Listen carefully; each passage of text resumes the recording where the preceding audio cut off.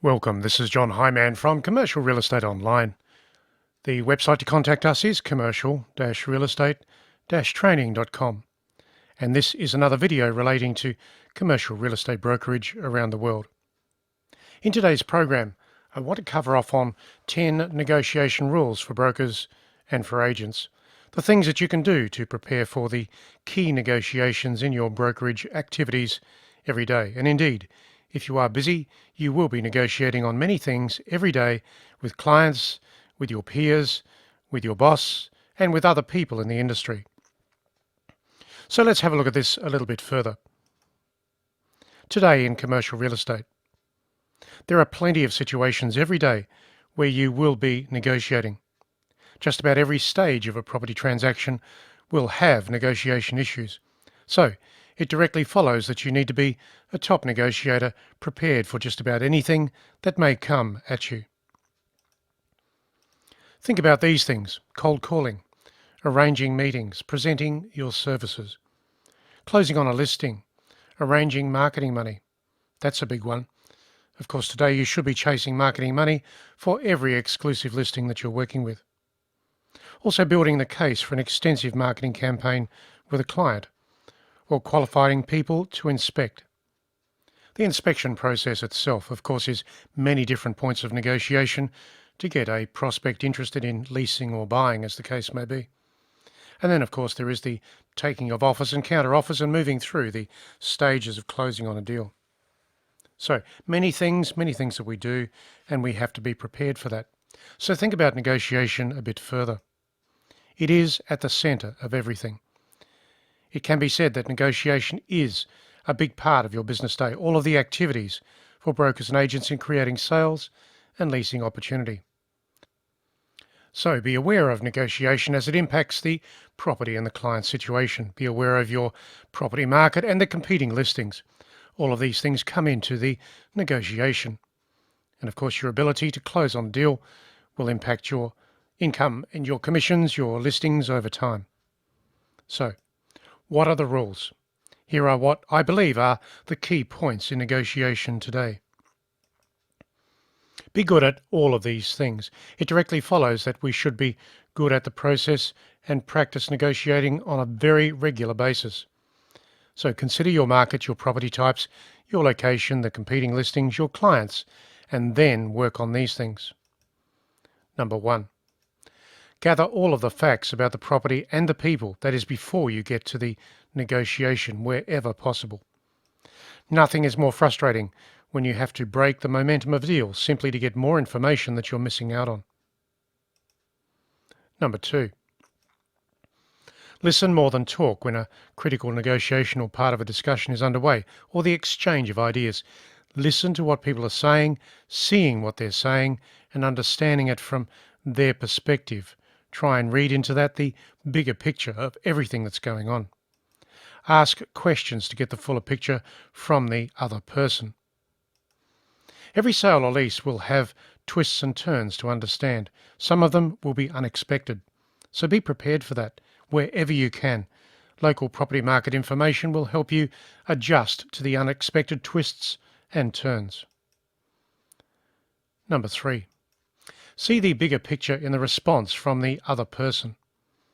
What are they thinking about? What do they understand about the property market? Are they missing out on anything regards the listing, the situation, or indeed do they need help in understanding what's going on from a sale or lease perspective? Can you help them further to make a decision or move towards it? What they say should be measured with what they are doing and how they appear in the process. That's why you need to read their body language and interpret their words, their situation, and perhaps what they're not even saying. Number 4. Understand the alternatives to no agreement for both parties. Of course, your client will be in that equation. So, if either party cannot reach an agreement, what can they do? How can they move ahead? Or perhaps they don't want to. Are there other properties in the local market that could be the fallback situation for the client, your client, or perhaps the prospect that you're working with? Understand the competing properties and the competing situations. Of course, the rents and the sale prices all come into that equation. If that is the case, of course, you will need to know what you are up against with those other listings, those other properties in the zone or the precinct. Could you claim that your property is better in some way or form? Gather the facts to support that claim. Number 5, don't hurry a negotiation. Eagerness creates errors. Take your time. Pace yourself. Look for the clarity in the responses from the other party and support all negotiations with a written agreement. You then have something to work with. Verbal agreements are not worth the paper they're written on. Of course, verbal agreements create problems for us. Everything must be written down, and you are the person to do that. Evidence everything that's said and done in writing. Number 6, don't be in a hurry to give feedback or a response. Seek time to think about the offer or the counter offer. Remember who your client is in the transaction and focus on the best outcomes for the client. Bring into that, of course, the local market situation, the comparables, the evidence from the market, and of course condition the client if you need to. But be prepared for that by bringing to the table evidence from the local area, the other listings, the true property situation. You know the market. Use that information. Number 7, be willing to slow things down or walk away from current stalemates that seem impossible. And some things will be impossible. More time will give you a different strategy to come back into the same situation with a different perspective. And of course, don't ever revert to anger in any negotiation situation. Use logic, use market evidence, use third-party information. Number 8, don't give things away in the deal without getting something back. In other words, if there is a compromise to be offered, make sure that you get something back from the other party as part of moving towards an agreement. Number 9, aim high and with focus from the very start of your negotiation. Understand what you're trying to achieve. Understand the property information, the client's situation, the challenge, and the elements that could be on the table for the prospect that is part of the negotiation. It's a positioning thing, and you are the master negotiator to position your comments, the situations, the feedback, and the evidence. Confidence and momentum are key points in moving things ahead in any property negotiation.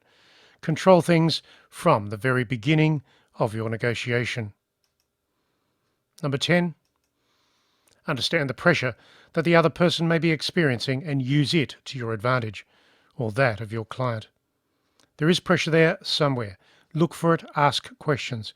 Questions will take you closer to the pressured situation, and then, of course, you can position your answer and provide the best solutions. So think about it. There are plenty of top agents in your property market, no matter the status of the precinct, the property market at the moment, or how things may be going with a particular deal. Top agents get to the end. So it's interesting to observe the actions and the strategies used by top agents and brokers in listing and deal negotiation. You can copy some of those expert methods in coming to a negotiation outcome. Of course, top agents are well aware of the alternatives they may come up against. They have handled those negotiation situations before, and they know what to say if hurdles arise. And hurdles always exist in every property market. When you have local market information, when you have competing property information, you can deal with the hurdles. From all of that, you can fast track your skills as part of that. You can practice your negotiation skills. Personal daily practice and role playing in the team will help you greatly. So they are the negotiation tips. Regards commercial real estate today in the property market around the world, be it sales, leasing and or property management. Take these ideas and do something with them. Practice what you're doing. Understand the elements of negotiation that apply to the property type, the precinct, the clients and the prospects. You are the person to position what you say, do and close on. Be a negotiation expert. That's what it's all about. So this is John Hyman signing off for now. Thank you for listening to the video. And of course, check out the website, which is commercial-realestate-training.com, and pick up on the negotiation tips, tools and ideas at the website. Catch you again very soon online.